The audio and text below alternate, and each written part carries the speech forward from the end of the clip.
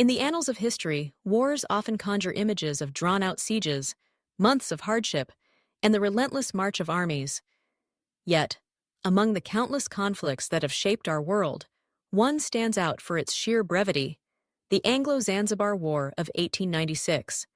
Remarkably, this clash between the British Empire and the Sultanate of Zanzibar lasted just 38 minutes, earning its place as the shortest war ever recorded.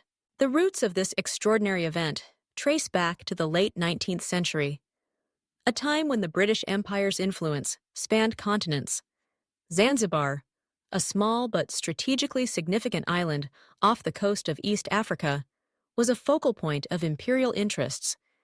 For decades, Zanzibar had been under a complex web of control, with local sultans balancing the interests of European powers.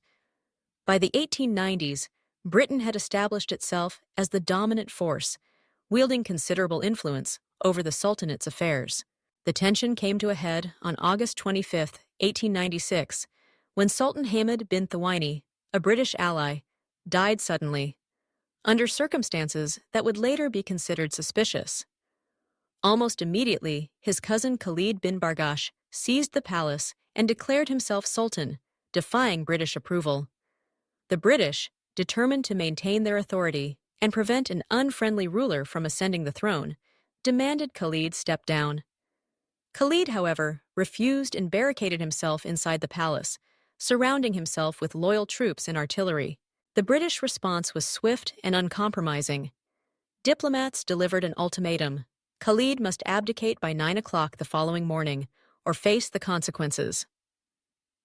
As the deadline approached, British warships assembled in the harbor, their guns trained on the palace. On the morning of August 27th, the standoff reached its climax. At precisely 9:02 a.m., when no surrender was forthcoming, British forces opened fire. The bombardment was devastating. The palace, a symbol of Zanzibar's sovereignty, was reduced to ruins within minutes.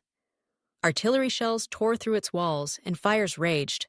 The defenders, outmatched and unprepared for the overwhelming might of British naval firepower, suffered heavy losses.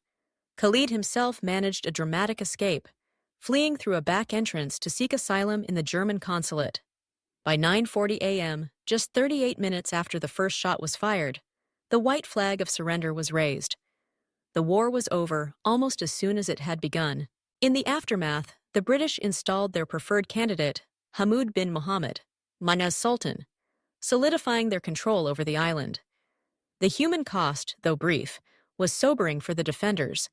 Hundreds were killed or wounded, while the British suffered only a single minor injury. The ruins of the palace stood as a stark reminder of the conflict's swift and decisive conclusion. The Anglo-Zanzibar War remains a curious footnote in the grand tapestry of world history, a testament to the era of imperialism and a stark example of the imbalances in power that defined the age.